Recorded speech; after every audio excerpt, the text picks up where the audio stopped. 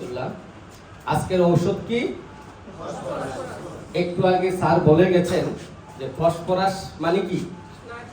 ওই নায়ক নায়িকা, জি, hero heroine. তো আজকের আলোচনা করছি সেই হিরো হিরোইন। আমি ফসফরাস নিয়ে তার চারিত্রিক লক্ষণগুলো আলোচনা করছি। আপনাদের মনোযোগ এবং সহযোগিতা কামনা করছি। যদি আপনাদের মনোযোগ এবং সহযোগিতা থাকে, আমি খুব দ্রুত এবং খুব কম সময়ে গুরুত্বপূর্ণ কিছু লক্ষণ আলোচনা করে শেষ করব, যা আজীবন আপনাদের চিকিৎসা ক্ষেত্রে কাজে লাগবে। আর আমার প্র্যাকটিক্যাল অভিজ্ঞতা থেকে দুই একটা উদাহরণ দেব, যা শুনে আপনারা ভবিষ্যতে সারা জীবন এই দুই একটা উদাহরণ থেকে আপনারা এই ফসফরাসকে চিহ্নিত করতে পারবেন। ফসফরাস দেহের কোষ ও কলার, বিশেষ করে সর্বাপেক্ষা শক্ত কোমল টিস্যুর পুষ্টি ও কার্যকারিতা নষ্ট করে দেয়।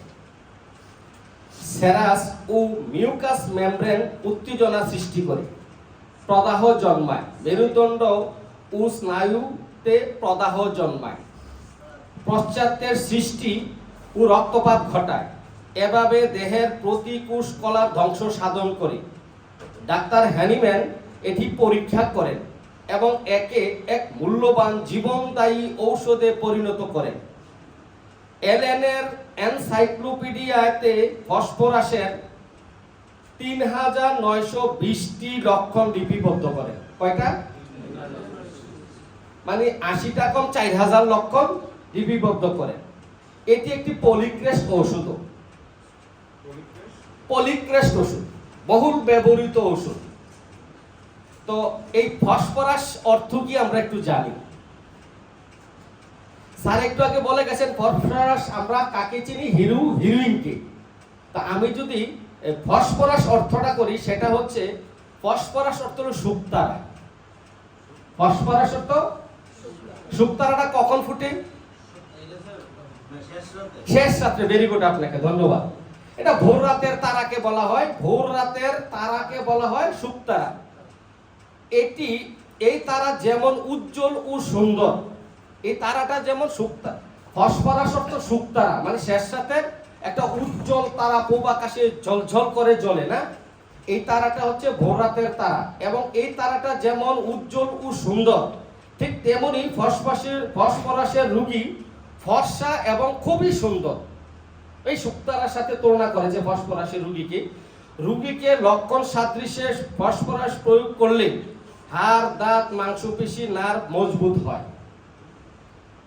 ছোটকালে। ঠিক আছে, এটা চারিত্রিক ও ধাতুগত বৈশিষ্ট্যগুলো আমি আলোচনা করছি, আপনারা মনোযোগ দিয়ে শুনেন। এরা আকৃতিতে লম্বা, ফার্স্ট গ্রেড, আকৃতিতে লম্বা, ফার্স্ট গ্রেড। স্বাস্থ্য ও বুক শীর্ণ, এই চেস্ট, নেরু চেস্ট, হ্যাঁ নেরু চেস্ট, অর্থাৎ এই যে বুকটা শীর্ণ, এটা আরেকটা ওষুধও আছে, বলতে পারবেন? টিউবারকুলিনামের চেস্ট, নেরু চেস্ট, একদম শীর্ণ, অপ্রশস্ত। স্বাস্থ্য এত শীর্ণ যে হাঁটলে মনে হয় যেন বাতাসে দুলছে। ফসফরাসের রোগীর স্বাস্থ্য এত শীর্ণ, হাঁটিলে মনে হয় যেন বাতাসে দুলছে। কিশোর কিশোরীরা বয়সের তুলনায় বেশ লম্বা হয়, সামনের দিকে কিছুটা বাঁকা হয়ে ঝুঁকে থাকে। এরা একটু বাঁকা হয়ে যায়, সামনের দিকে ঝুঁকে থাকে। আরো মেডিসিন আছে, বলতে পারেন? সালফারের রোগীরা সামনের দিকে একটু ঝুঁকে থাকে। মেডোরিনামও আছে। এদের মাথার চুল কম। মাথার চুলের প্রশংসা আছে না ফসফরাসে, কিন্তু এটার পরিমাণে মাথার চুল কম। ডাক্তার গারেন্সি বলেন ফসফরাসের চুল কালো, উনি বলছেন। আর অন্য ডাক্তার ন্যাশ বলেন রেশমি চুল, সোনালী চুল বা লাল। ফসফরাসের রোগীর রেশমি চুল, সোনালী চুল বা লাল, সুন্দর ও নরম, গায়ের রং ফর্সা, চোখের ভ্রুগুলো যুগল, সরু, টানা টানা, মনে যেন আর্ট করা। ভ্রু ফ্লাগ করে না মেয়েরা, মনে হয় যেন ভ্রু ফ্লাগ করা, একদম আল্লাহ প্রদত্ত ভ্রু ফ্লাগ করা, এরকম। হরিণীর মতো চোখ, এদের চোখগুলো খুবই সুন্দর, হরিণীর মতো চোখ, চেহারা অত্যন্ত সুন্দর ও আকর্ষণীয়, এক কথায় রাজকীয় চেহারা।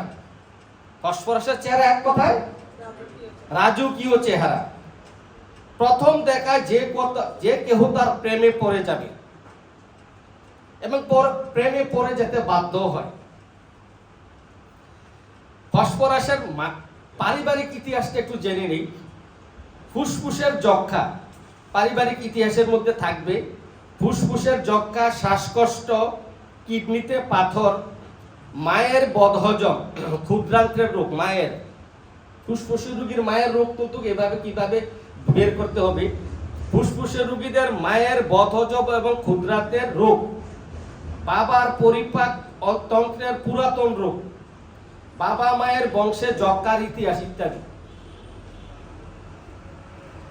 ফসফরাস কিন্তু খুব একটা চমৎকার মেডিসিন এবং আপনার সামনে অহরহ ফসফরাস আসবে, যদি মনোযোগ দিয়ে শোনেন তাহলে চিকিৎসা করতে পারবেন। ক্রিয়াস্তর কোথায় কাজ করে? মন, মস্তিষ্ক, যকৃত, হৃৎপিণ্ড, কিডনি, শ্লেষ্মিক ঝিল্লি, অস্থি, স্নায়ুতন্ত্র। এই ওষুধ স্নায়ুতন্ত্রের উত্তেজনা থেকে সর্ব শরীরে উত্তেজনা সৃষ্টি করে প্রকৃতিগতভাবে, ন্যাচারালি।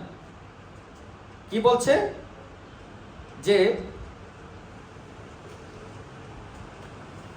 এই ওষুধ স্নায়ুতন্ত্রের উত্তেজনা থেকে সর্ব শরীরে উত্তেজনা সৃষ্টি করে এবং প্রকৃতিগতভাবে, আমি একটু করে এটা বিশ্লেষণ করব, পিঠ, বুক তথা পরিপাকতন্ত্র, পুরুষ ও মহিলা যৌনাঙ্গে ইত্যাদি অঙ্গের উপর বেশি কাজ করে।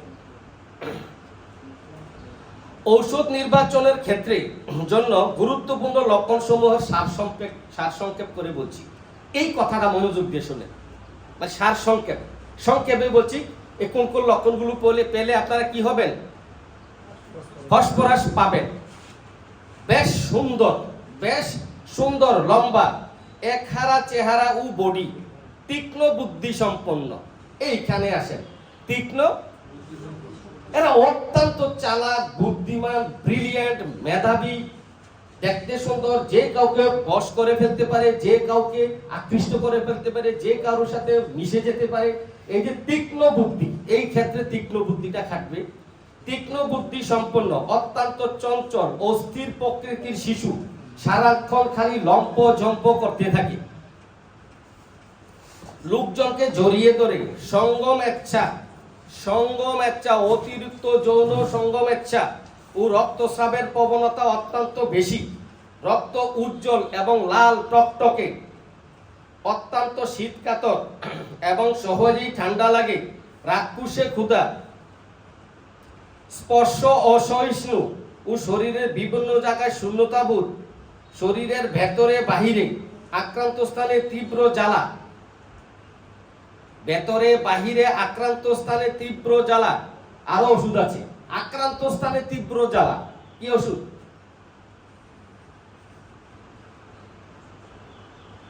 আক্রান্ত স্থানে তীব্র জ্বালা, আর্সেনিকাম অ্যালবাম, সালফার, ফসফরাস।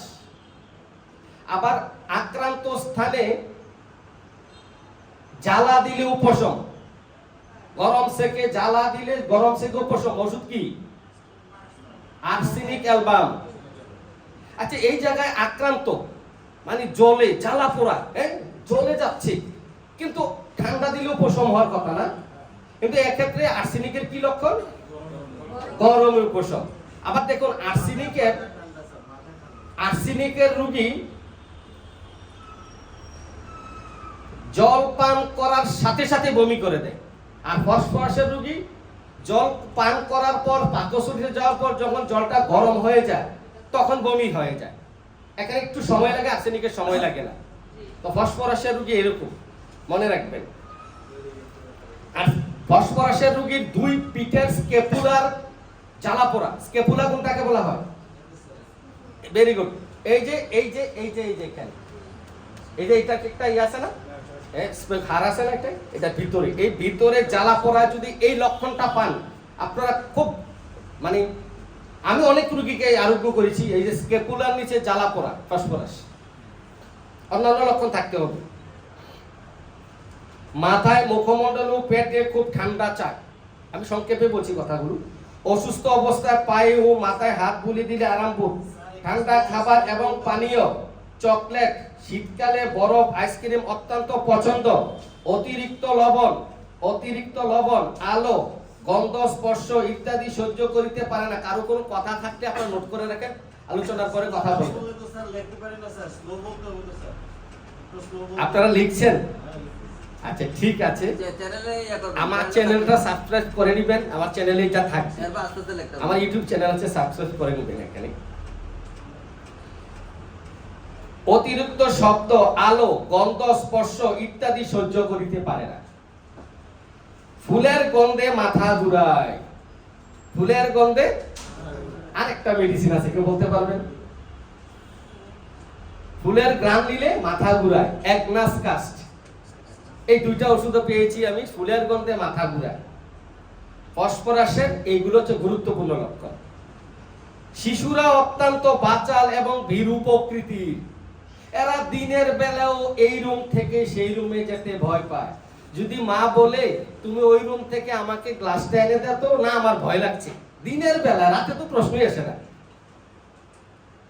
দিনের বেলাও বাচ্চারা এই রুম থেকে সেই রুমে যেতে ভয় পায়। তীক্ষ্ণ বুদ্ধি এবং অন্ধকার, ঝড় বিদ্যুতের অত্যন্ত ভয় বাচ্চারা। এই বাচ্চারাই খুব তীক্ষ্ণ বুদ্ধি সম্পন্ন। এবং ফসফরাসের গুরুত্বপূর্ণ লক্ষণ হচ্ছে এরা ঝড়, বৃষ্টি, বিজলি এবং বজ্রপাতে অত্যন্ত ভয় পায়। ফসফরাসের রোগীর গরম খাদ্য একেবারেই অসহ্য। যদিও তারা শীতকাতর, কিন্তু গরম খাদ্য তাদের পক্ষে অসম্ভব, এরা খেতে পারে না। কারণ শীতকাতর রোগীরা তো একটু গরম গরম খাবারই পছন্দ করবে নাকি, কিন্তু ফসফরাসের রোগী পারে না। পেট, মাথা ও মুখ অত্যন্ত ঠান্ডা, অসহ্য। পেটের ভিতর এবং মাথা এবং ঠান্ডা, অসহ্য।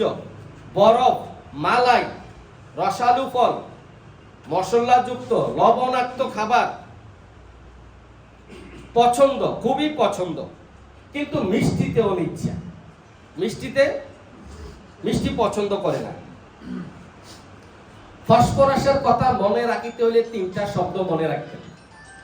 সেই তিনটা শব্দ হচ্ছে, মনে রাখার জন্য বলছি, শীতল পানীয়। কি পানীয়? শীতল পানীয়, সুনিদ্রা, অঙ্গ প্রত্যঙ্গ হাত বুলাইয়া দিলে তাহার বড়ই আরামপ্রদ। এই তিনটা শব্দ। অঙ্গ প্রত্যঙ্গে যদি অসুস্থ অবস্থায়, সে অসুস্থ রোগীকে যদি অঙ্গ প্রত্যঙ্গে হাত বুলিয়ে দেয়, সে কি বোধ করে? আপনারা মনোযোগ দিচ্ছেন না নাকি? রেসপন্স দিবেন, আপনারা বুঝছেন কিনা? অঙ্গ প্রত্যঙ্গে হাত বুলিয়ে দিলে কি বোধ করে? আরেকটা হচ্ছে কোমল পানীয়। আমি একটা উদাহরণ দিচ্ছি বাস্তব, আমার একটা রোগী থেকে।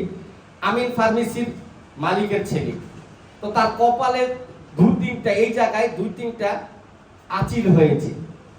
এত সুন্দর তার গায়ের রং, মানে হিংসা, মানে আমি পুরুষ, আমারও হিংসা লাগছে। মনে হয় কাঁচা হলুদের মতো গায়ের রংটা, যেমন দুধে আলতা মিশানো, এত সুন্দর গায়ের রং। কিন্তু সে খুব ছোট ছোট চুল রাখে, চুলগুলো খুব সুন্দর। কিন্তু সে খুব স্মার্ট, তো যার ধরুন তার সে প্রেম করে এরকম, তো তার ওই যে এইখানে টুপি পরে এখন, কারণ আঁচিল দেখা যাচ্ছে। তো এই জন্য অনেক ডাক্তার অনেক কিছু দেখিয়েছে, এরা মানে একটাকে অপারেশন করেও দিয়েছে, কিন্তু সে সুস্থ হচ্ছে না। একটা করার কারণে আরো 3টা হয়েছে। তো তারপর আমার চেম্বারের অপোজিটই, তো ওর মা আমার কাছে নিয়ে আসলো। আসার পর তা আমি অনেক লক্ষণ টক্ষণ ঘেটে পাইলাম কি, সে রাতের বেলায় শীতকালে বরফের বোতল বুঝেননি, টিপে রাখলে তো শক্ত হয়ে যায়, সে বুকে নিয়ে ঘুমায়। আবার বুঝতে পারছেন, যেটুকু গলে গরম লেগে বুকের মধ্যে, পেটের মধ্যে চাপ দিয়ে নিয়ে শীতকালে বরফের বোতল বুকে নিয়ে ঘুমায়।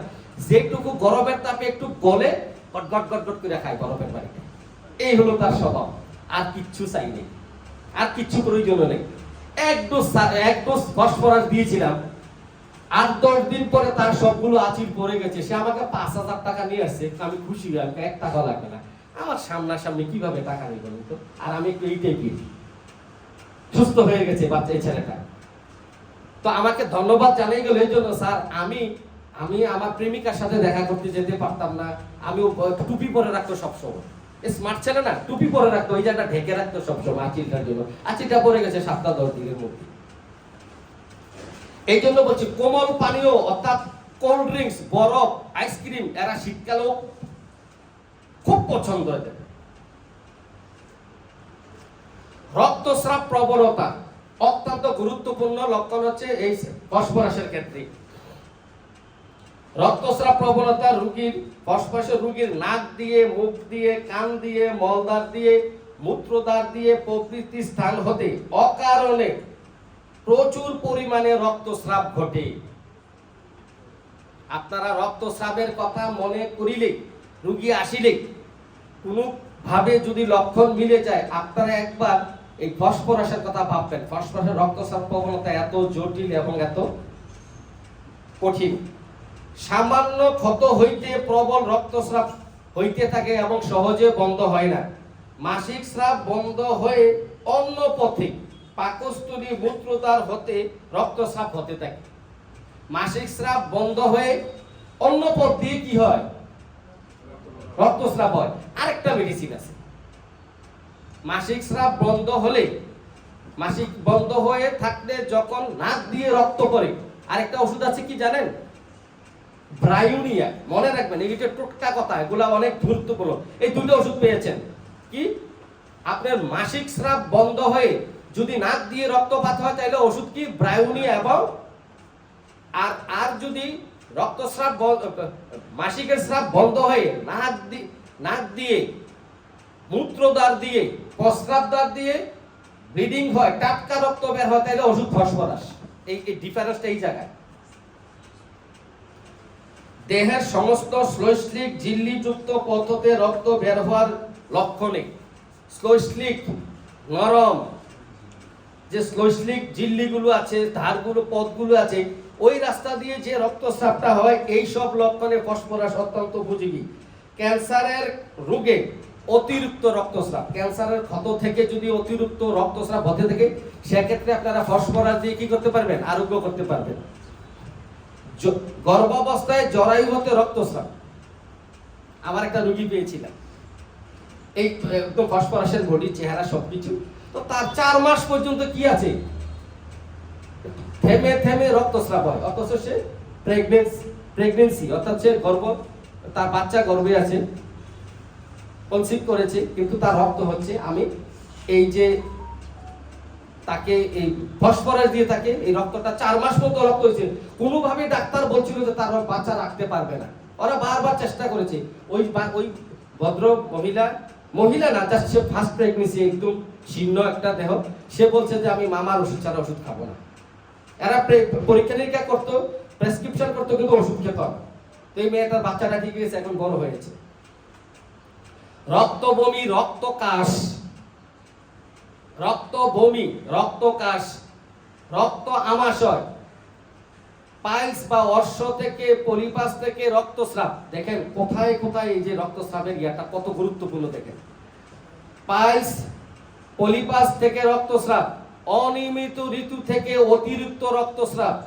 ঋতুস্রাব অনিয়মিত বুঝেন তো, মাসে 2 বার হয়ে যায়, 3 বারও হয়ে যায়। এই যে অনিয়মিত ঋতুস্রাব, মাসিক থেকে অতিরিক্ত রক্তস্রাব, এটা আমরা বলিতে পারি যে যেখানে এত বেশি রক্তস্রাব ঘটে, দেখছেন তো কতগুলো স্থান থেকে রক্তস্রাব কি পরিমাণে।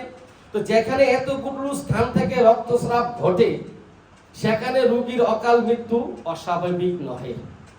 এই রোগীটা অত্যন্ত সংকটাপন্ন, অর্থাৎ তাকে বাঁচানোটা কঠিন হয়ে যায় না। কাশির সঙ্গে যে কফ ওঠে, কাশির সঙ্গে যে কফ ওঠে তা লোহার মরিচার মতো। এটা একটা পিকুলিয়ার লক্ষণ, আর কোনো ওষুধে পাবেন না। বিরল লক্ষণ, একক লক্ষণ এইটার মধ্যেই আছে। কাশির সাথে যে কফ আসে, এটার মধ্যে কি আছে? মরিচার মতো। লোহার মরিচা যেমন এই মরিচার মতো দেখা যায়। ফসফরাসের রোগী বাম পার্শ্ব চাপিয়া শুইতে পারে না। এই লক্ষণটা আপনারা মনে রাখবেন, বাম পাশে চাপিয়া শুইতে পারে না। আক্রান্ত পার্শ্ব চাপিয়া শুইতে পারে না। দেখেন দুইটা কথা এখানে, বাম পার্শ্ব চাপিয়ে শুইতে পারে না, আবার আক্রান্ত পার্শ্বটা কোনটা হতে পারে, যেই পাশে হোক, অর্থাৎ ডান পাশে আক্রান্ত হলে তাও সে শুইতে পারে না। যেমন কাশি, উদ্রাময়, বমি বৃদ্ধি পায়। কি হয়? বাম পাশে চাপিয়ে শুলে, আক্রান্ত পাশে চাপিয়ে শুলে কাশি, উদ্রাময় এবং বমি বৃদ্ধি পায়। হৃৎপিণ্ডে ব্যথা লাগে, হার্টে ব্যথা লাগে, বুক দরফর করিতে থাকে। এতে যদি দেখা যায় তাহার দক্ষিণ বক্ষ আক্রান্ত হয়ে গেছে। দক্ষিণ বক্ষ কোনটা বলুন? দক্ষিণ বক্ষ কোনটা আপনার? কেন বলেন তো, দক্ষিণ বক্ষ কোনটা? ডান দিকে। ওনাকে শুনে শুনে বলছেন। হ্যাঁ, ঠিক আছে, দেখ শিখলাম তো একটা জিনিস। দক্ষিণ বক্ষ মানে আমরা বুঝি ডান দিকে। ডান দিকে যদি যদি দেখা যায় তাহার, সে তো বাম পাশে চাপিয়ে শুতে পারে না, পারে? যদি দেখা যায় তাহার দক্ষিণ বক্ষ আক্রান্ত হইয়াছে, ডান দিকের বক্ষ বুক আক্রান্ত হয়েছে, তাহা হইলে সেই পার্শ্ব চাপিয়া শুইতে পারিবে না। একটু বুঝে গেছেন আপনারা? সে ডান পাশে, বাম পাশে তো শুইতে পারে না, এটা তার চরিত্রগত লক্ষণ। কিন্তু বাম পাশে যদি আক্রান্ত হয়, ডান পাশে যদি আক্রান্ত হয় কোনো রোগে বা কোনো ব্যথায় বা কোনো অসুস্থতায়, সে শুইতে পারে না। কি হয়ে যায়?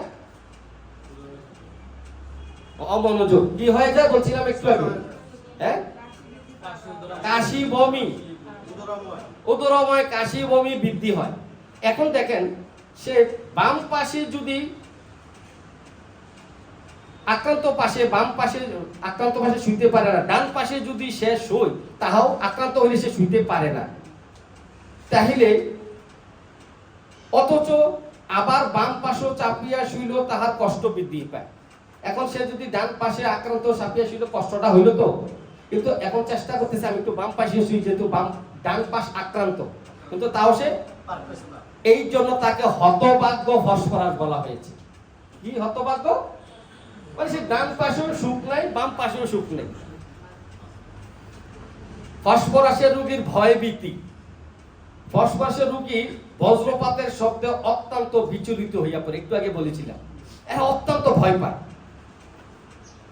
বজ্রপাতের সময় ভয় পায় শুধু না, বজ্রপাতের সময় এদের উদ্রাময় দেখা দেয়, পাতলা পায়খানা দেখা দিয়ে দেয়, উদ্রাময় দেখা দেয় বজ্রপাতের সময়। খুব মনোযোগ, আর কোনো ওষুধে পাবেন না এই কথাটা। বজ্রপাতের সময় উদ্রাময়, ঝড় বৃষ্টিতে কাশি বৃদ্ধি পায়। ঝড় বৃষ্টিতে কাশি বৃদ্ধি পায়। জোরে পড়াশোনা করলে, জোরে, ফসফরাসের বাচ্চারা যদি জোরে পড়াশোনা করে, তাহলে ও কাশি বৃদ্ধি পায়। অন্ধকার ভীতি ফসফরাসের মধ্যে খুব প্রবল এবং তার চরিত্রগত লক্ষণ অন্ধকার ভীতি। এবার আসেন ফসফরাসের ক্ষুধা, তৃষ্ণা এবং জ্বালা অত্যন্ত প্রবল। ক্ষুধার সময় খাইতে না পারলে তাহার শরীর দুর্বলতা দেখা দেয়। কি হয়ে যায়? ক্ষুধার সময় যদি খাইতে না পারে, শরীর কাঁপে, স্টেফিসিক্রিয়া। মনোযোগ, এই টোটকা কথাটা মনে রাখতে পারলে ওষুধ নির্বাচন করা খুব সহজ। ক্ষুধার সময় খাইতে না পাইলে তাহার দুর্বলতা বৃদ্ধি পায়। আর ক্ষুধার সময় খাইতে না পেলে মেজাজ কঠিন, খিটখিটে মেজাজ, খুব গালিগালাজ এবং শরীর কাঁপতে থাকে, এবং ক্ষুধা খুবই অসহ্য, স্টেফিসিক্রিয়া। আবার ক্ষুধার সময় খেতে না পারলে মাথা ব্যথা হয়। ওষুধ কি জানেন? ঔষধ নেকটামুর 7 দিন পর্যন্ত উপবাস থাকে, এরকম রোগী আমি পেয়েছি। নেকটামুর কতদিন উপবাস থাকতে পারে? 7 দিন 10 দিন পর্যন্ত তারা না খেয়ে থাকতে পারে, রাগ করে। কি কোন নেকটামিউর আপনি সহ্য করতে পারে না? নেকটামিউর তো ধারে কাছে নাই, একদম আলাদা ফিট। নেকটামিউর 10 দিন এটা রাগ করলে কোনো কথা বলবে না, গোপনে কান্না করবে, আর কি করবে? না খেয়ে থাকতে পারে, উপবাস। অল্পতে সামান্যতে ব্যথা পায়, হৃদয়ে ব্যথা লেগে যায়। নেকটামিউর 7-10 দিন কোনো ব্যাপারই না, এত মিশুকও না, ন্যাটামি ন্যাক্টামুর তো কথাই কম বলে, লাজুক। লাজুক না, এরা খুব গোপন প্রিয়। আবার লাজুক। স্যার একটু একটু লাজুক এবং গোপন প্রিয়। এরা নিজেকে উপস্থাপন করে না, কারণ এরা তো পরক, এরা তো মনে করেন যে ওই যে কাজের ছেলের সাথে প্রেম করে, ড্রাইভারের সাথে প্রেম করে, বয়স্ক দুলাভাইয়ের সাথে প্রেম করে, ওই যে কাকার সাথে মামার সাথেও প্রেম করে, অপাত্রে প্রেম নিবেদন। অপাত্রে প্রেম করে, রাইট। তো এখন এটা কারোর কাছে বলতে পারে আমি অমুক জায়গায় প্রেম করি, প্রেম ভেঙে গেছে।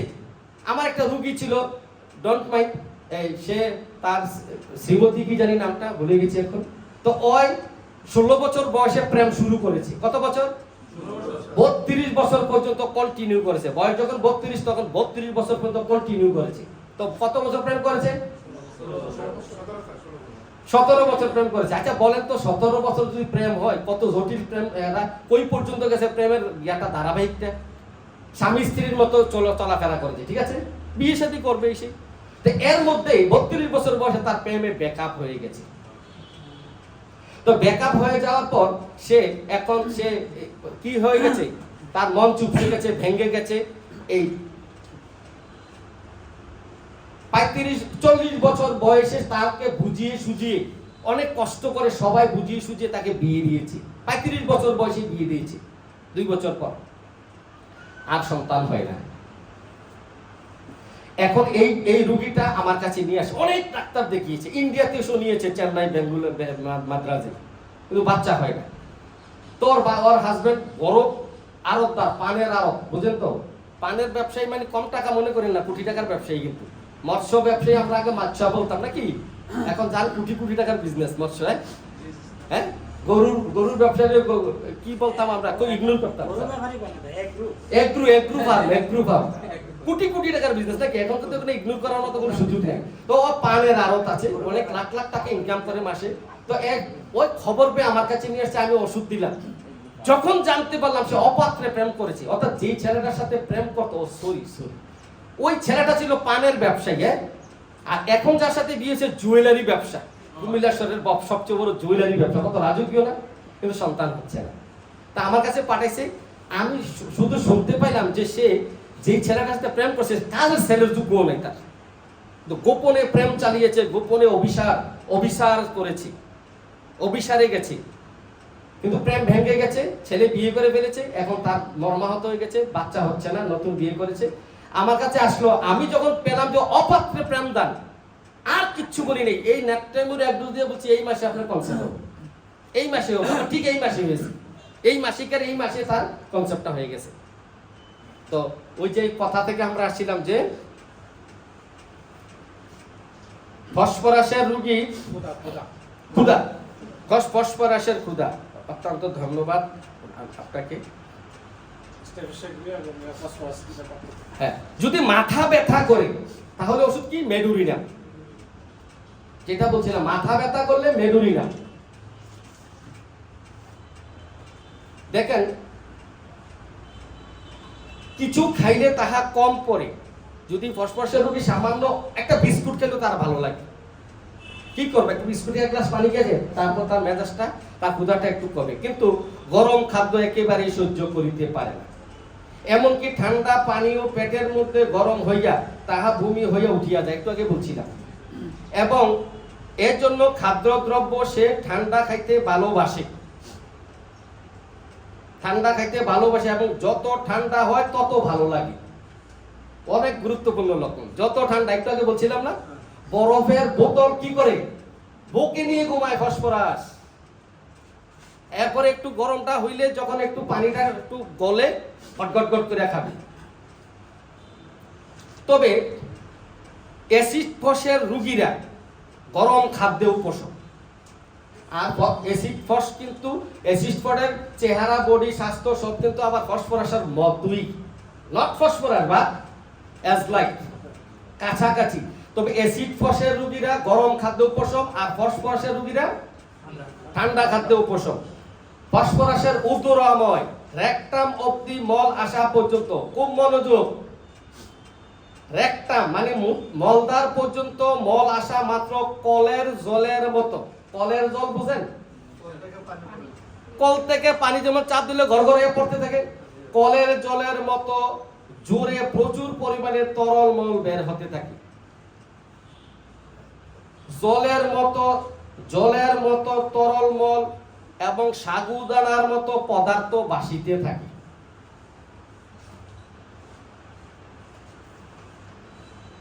মল অসারে বের হয়, মানে কি? অসারে মানে কি? মলদার হা খোলা খোলা, মলদারটা হা, এইভাবেই লিখেছে রাইটার। মলদার যেন খোলা আছে এরকম অনুভূতি, মানে মল আসার সাথে 1 সেকেন্ড না, মল আসছে ডাইরেক্ট পড়ে যায়, জনমলদারটা হা খোলা আছে। কলেরা প্রাদুর্ভাবের সময় বৃদ্ধদের সকালে উদ্রাময় লক্ষণে ব্যবহার, জল পান করিবার কিছু পরেই বমি। এটা বেশিরভাগ ক্ষেত্রে কলেরার সময় বা ডায়রিয়ার সময় এই লক্ষণটা বেশি গুরুত্বপূর্ণ। জলপান করা মাত্রই বমি। কলেরা এটি প্রায় বর্তমান থাকে। সবুজ রঙের শ্লেষা বা রক্ত মিশ্রিত মল মলদার মুক্ত অর্থাৎ হা করিয়া থাকে, যেটা বলছিলাম, এবং অসারে মল নির্গমন ইহার বিশিষ্ট কথা। এই ক্ষেত্রে মলদার সংকুচিত করার জন্য, এই যে মলদারটা হা হয়ে গেল, এটা সংকুচিত করার দরকার না? কি বলেন? তাহলে ফসফরাস দিতে হবে নাকি? কি বলেন? না, ডাক্তার হেরিং বলেন এই ক্ষেত্রে প্রথমে এক ডোজ নাক্সবোম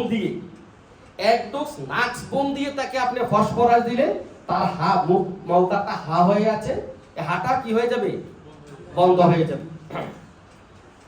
ফসফরাস সম্বন্ধে একটি কথা বিশেষ করিয়া মনে রাখিবেন যে ফসফরাসের পুরুষের মধ্যে সঙ্গমেচ্ছা ও লিঙ্গ উচ্ছ্বাস অত্যাধিক। আসেন একটা রোগীর এক্সাম্পল দিই আপনারা মনে রাখার জন্য। আমার কাছে একটা রোগী আসছে, বাড়ি বাগিচাগাঁও, সে ঢাকা ইঞ্জিনিয়ার।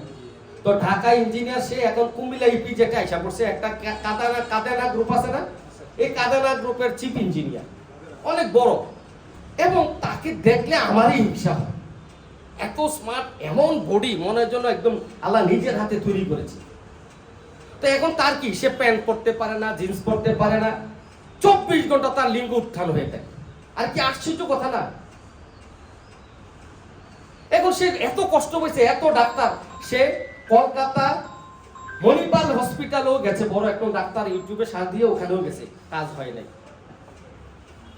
তো সে আমার কাছে আসছে তার বাবার রেফারেন্সে, তার বাবা আমার চিকিৎসা করে, এই রেফারেন্সে আমার কাছে আসছে। আমার কাছে আসার পর তার চেহারা, বডি, চুল, গায়ের রং, লম্বা একহারা বডি সব দেখে আমি আর এই লক্ষণটা, লিঙ্গ উচ্ছ্বাস লক্ষণটা পেয়ে তার সর্বক্ষণ, এবং তার লিঙ্গে প্রচন্ড ব্যথা হতো, সবসময় উত্থান হয়ে থাকতো, তো আর খুব চলাফেরা করতে পারতো না। সে একটা বাইক চালা, খুব দামি বাইক, খুব স্মার্ট, তো দেখতো সেই রকম লাগে। তো তাকে আমি ওষুধ দিলাম ফসফরাস, 25% কমেছে। আমি আশাবাদী, সে খুব খুশি, কারণ যাবৎকালে চিকিৎসা তার 25% না 10%ও কমেনি। এবং অনেক ডাক্তার তার যৌন অক্ষমতার জন্য ওষুধ দিয়েছে, যাতে তার যৌবনটা যেন ধ্বংস হয়ে যায়, তার এই লিঙ্গটা যেন উচ্ছ্বাস না হয়, লিঙ্গ যেন দাঁড়িয়ে না থাকে, কিন্তু কাজ হয় নাই। তো 25% করাতে আমি পরবর্তী মাসে আসলে তাকে পরবর্তী পাওয়ার দিয়েছি। এইভাবে করতে করতে 6-7 মাস, 1 বছর চিকিৎসা করার পর এখন আজকে 2 বছর সে সম্পূর্ণ সুস্থ। এবং তার এই বিরল, তার সমস্যাটা তার কাছে এটা বিরল মনে করে। আমি বহুত জীবনে বহুত বন্ধু বান্ধব, আমার কলিগ, এই সেই হাজার হাজার লোকের সাথে মিশে প্রশ্ন করছি, এরকম সমস্যা কেউ বলছে যে এরকম সমস্যা তাদের নাই। একমাত্র সে বলছে এই রোগটা যেহেতু আপনি ভালো করতে পেরেছেন, সে তার কাদেনা গ্রুপের প্রচুর মানুষ, প্রচুর রোগী আমার এখানে পাঠাইতো। আমি একটা রোগীকে সুস্থ করেছিলাম, ওই যে বলছিলাম এক্সাম্পল দেবো, বাস্তব দিকটা। তো এই ক্ষেত্রে প্রবল লিঙ্গ উচ্ছ্বাস যদি এরকম হয়, তাহলে আপনারা ফসফরাসের কথা ভাববেন। আর স্ত্রী লোকদের ক্ষেত্রে ঋতুস্রাবের আধিক্য, অত্যাধিক ঋতুস্রাব প্রবল ভাবে দেখা যায়। এই মহিলা এবং পুরুষের এই জনন যন্ত্রের মধ্যে যদি এই 2টা রোগ পান, তাহলে আপনারা ফসফরাস ভাববেন। এত যেখানে তাহার ব্যতিক্রম দেখিবেন, ব্যতিক্রম এই যে লিঙ্গ উচ্ছ্বাস এবং প্রবল ভাবে রক্তস্রাব, এর ব্যতিক্রম দেখিবেন, সেখানে সহজেই ফসফরাস প্রয়োগ করিবেন না। সেখানে এত সহসায় এই দুইটা জিনিসকে আপনারা মূল্য দিতে হবে ফসফরাসের। যৌন শক্তি বৃদ্ধি করিবার জন্য ফসফরাস অত্যন্ত গুরুত্বপূর্ণ ওষুধ, কিন্তু জীবনে অনেক মানুষের জীবন অনেক ডাক্তার শেষ করে দিয়েছে। যৌবন শক্তি বৃদ্ধি করিবার জন্য ফসফরাসের অপপ্রয়োগ নিদারুণ ক্ষতিকর, একদম ক্ষতিকর। এই যে আমার একেবারে সম্ভব না। অত্যন্ত উনি খুব এটা ছোট, তো খনিজ ওষুধ, এটা খনিজ তো ইয়া তো। হ্যাঁ, দেখেন একদম উনি খুব খুব জোরালো ভাবে বলছে, আমার খুব ভালো লেগেছে যে উনি খুব কনফিডেন্টলি বলছে কথাটা, আসলে ঠিক। যৌন শক্তি বৃদ্ধি করার জন্য যারা এই ফসফরাস দেন তার ক্ষতি করে দিলেন জীবনে। সতর্কতা, আমি প্রায় শেষ। সতর্কতা, ডাক্তার হেনিমেল বলেন এটি একটি শক্তিশালী অ্যান্টিসুরিক ওষুধ, কিন্তু যেখানে সঠিক দুর্বলতা পাবেন, কি পাবেন? খুব মনোযোগ, আপনি এইটা ব্যবহার করার আগে জানতে হবে, যেখানে সঠিক দুর্বলতা পাবেন, 100% সঠিক দুর্বলতা, এটাই তো বুঝেছে নাকি? যেখানে সঠিক দুর্বলতা পাবেন, যেখানে কামেচ্ছার অভাব পাবেন, তার যৌন আকাঙ্ক্ষার অভাব পাবেন, যেখানে জীবনী শক্তি দুর্বল পাবেন এবং বিধ্বস্ত দেহ পাবেন, সেখানে এটি ব্যবহার করিবেন না। ক্লিয়ার? ক্লিয়ার হয়েছেন আপনারা? কোন ক্ষেত্রে ব্যবহার করবেন না, এটা সতর্কতা। এরপর আসেন ডাক্তার ক্যান্ট বলেন যক্ষা রোগের বহু রোগীর পক্ষে রোগের শেষ অবস্থায় উচ্চ শক্তিতে ফসফরাস বড়ই বিপজ্জনক। উচ্চ শক্তি, এক্ষেত্রে নিম্ন শক্তি হবে। গর্ভাবস্থায় মুখমণ্ডল নীলবর্ণ হয়ে যায়। গর্ভাবস্থায় মেয়েদের গর্ভাবস্থায় পানিতে হাত দিতে পারে না, পানি দেখলেও বমি, হাত দিলেও কি হয়? বমি হয়ে যায়। গোসল করতেও বমি হয়ে যায় গর্ভাবস্থায়। এই লক্ষণটা যদি পান, ফসফরাস। এই যে নাকে কাল্পনিক গন্ধ, একটা কোথায় কি গন্ধ সে বলতে পারে না, এই ক্ষেত্রে ফসফরাস। আরেকটা ওষুধ আছে অ্যাগনাসকাস্ট। কোষ্ঠকাঠিন্যে একটু আগে পড়েছিলাম আমরা কি, কলের জলের মতো তরল মল, অসারে মলত্যাগ নাকি? এইখানে আবার আসে কোষ্ঠকাঠিন্য আছে ফসফরাসের, যেমন মল সরু লম্বা হয়ে নামে। মনে ধরে টিউবওয়েল বসাইতে দেখছেন নাকি? লম্বা দলা দলা বেরোতো না টিউবওয়েলের মুখ দিয়ে, দেখেছেন? কোষ্ঠকাঠিন্যে মল সরু লম্বা শুকনো শক্ত ও আঠালো ভীষণ কোথারি দিতে হয় এবং মল থেকে অত্যন্ত কষ্ট হয়। ফসফরাসের জ্বালা পড়া, মেরুদণ্ডের ছোট ছোট ঘাটগুলাতে, এই মেরুদণ্ডের ছোট ছোট ঘাট আছে না, কশুরুকার, উনি সঠিক কথা বলছেন। দেখবেন যাদেরকে সিজার করা হয় তাদেরকে বাঁকা করে কশুরুকার ভিতরে কি ঢুকিয়ে দেয়? অ্যানেস্থেসিয়ার জন্য একটা ইনজেকশন ঢুকিয়ে দেয়। এই ব্যথা সারা জীবন ভুগতে থাকে। মেয়েরা আসে না কোমর ব্যথা, কারণ কি? কেন লাম্বার পেইন? কেন? ওই যে সুইটা ঢুকিয়ে দিয়েছে, এই ব্যথা সে আজীবন কষ্ট পেতে থাকে। আর যদি বুদ্ধিমান হয়, গার্জিয়ানরা বুদ্ধিমান হয়, আর যদি ওই রোগিনী যদি অত্যন্ত মানে ডাক্তারের কথা শুনে, আজকে থেকে মনে রাখেন, যদি তাদেরকে প্রতিদিন 5 লিটার পানি খাওয়ানো যায়, পানি, তার এই ব্যথাটা আজীবন ভালো হয়ে যাবে। একটা টোটকা কথা শিখিয়ে দিলাম। প্রচুর পরিমাণে পানি খাইলে তার এখান থেকে ওই যে অ্যানেস্থেসিয়ার যে কিটা, এই যে ক্ষতিকর দিকটা, এটা দ্রুত অপসারণ হয়ে যাবে, হবে, তার ব্যথাটা থাকবে না। ছোট ছোট স্থানে মেরুদণ্ডের এবং কাঁধের দুপাশের অস্থি বা স্ক্যাপুলা, একটু আগে যেটা বলেছি, হাতের তালুতে দেহের সমস্ত টিস্যু ও যন্ত্রের ওই রকম জ্বালা হয়। এটা আর্সে আছে, সালফারও আছে। বিশেষত স্নায়ু সংক্রান্ত রোগে ওই জ্বালা বেশি অনুভূতি হয়। আমি যদি 2 মিনিট সময় দেন, একটা উদাহরণ দিয়ে আমি শেষ করে দেবো। স্যার 2 মিনিট সময় হবে? 2 মিনিট, 2 মিনিট। আমি আমার উস্তাদ ডাক্তার রবীন বর্মন স্যারের একটা রোগী, বিরল কেস, ইতিহাসের শ্রেষ্ঠ কেস, পৃথিবীতে আর কোনো ডাক্তার পায় নাই, সেটা দিয়ে আমি বলছি।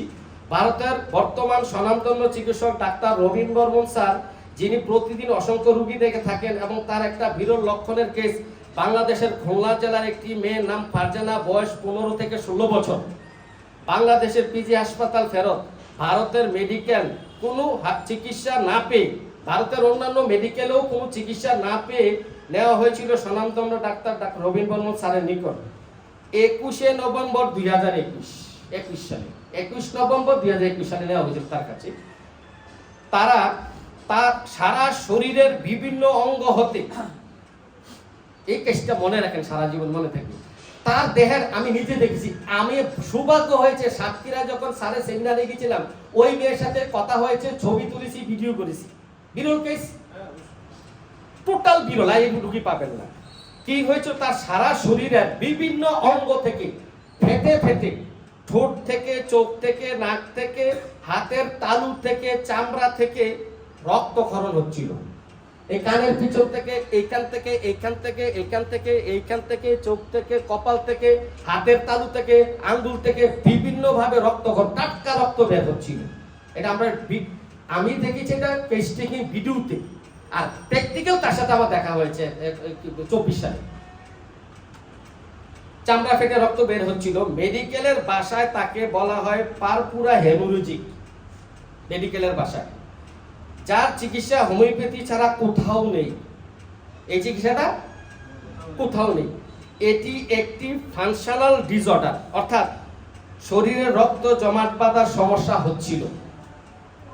ডাক্তার রবীন বর্মন বলেন, প্র্যাকটিস অফ মেডিসিনের বইয়ে এই রোগ সম্পর্কে পড়েছেন কিছু কিন্তু এযাবৎকালে এই রোগী আর পান নাই। উনি তো প্রতিদিন 500-700 রোগী দেখেন, তো বলছে উনি 50 বছর রোগী দেখেন, বলছে উনি একবার পড়েছেন, কিন্তু এই 50 বছরের ইতিহাসে উনি আর কি পায় নাই, এই রোগী পায় নাই। এটাই তার প্রথম রোগী। হ্যাঁ, রবীন বর্মন স্যারের এত লাখ লাখ রোগী দেখেছে, কিন্তু এটি তার প্রথম রোগী, আর পায় নাই। তো লক্ষণ কি ছিল দেখেন, মেয়েটার লক্ষণ কি ছিল? সহজে ঠান্ডা লাগে। দেখুন, ফসফরাসের রোগী কিন্তু গরমের দিনও ফ্যানের বাতাসটা এত পছন্দ করে না। মাসিক অনিয়মিত, মাসে 2-3বার হয়ে যায়। প্রত্যেকবারে 5-7 দিন 10 দিন পর্যন্ত ঋতুস্রাব হতে থাকে। লক্ষণটা কি পেয়েছিল? রক্ত টকটকে লাল। মাসিকের সময় পেট ব্যথা, পেছন থেকে আরম্ভ হয়ে তল পেটে যায়। আরো মেডিসিন আছে। কি ওষুধ? কি সেবাইনা, রাইট। আর তল পেট থেকে কোমরে যায়, ওষুধ কি?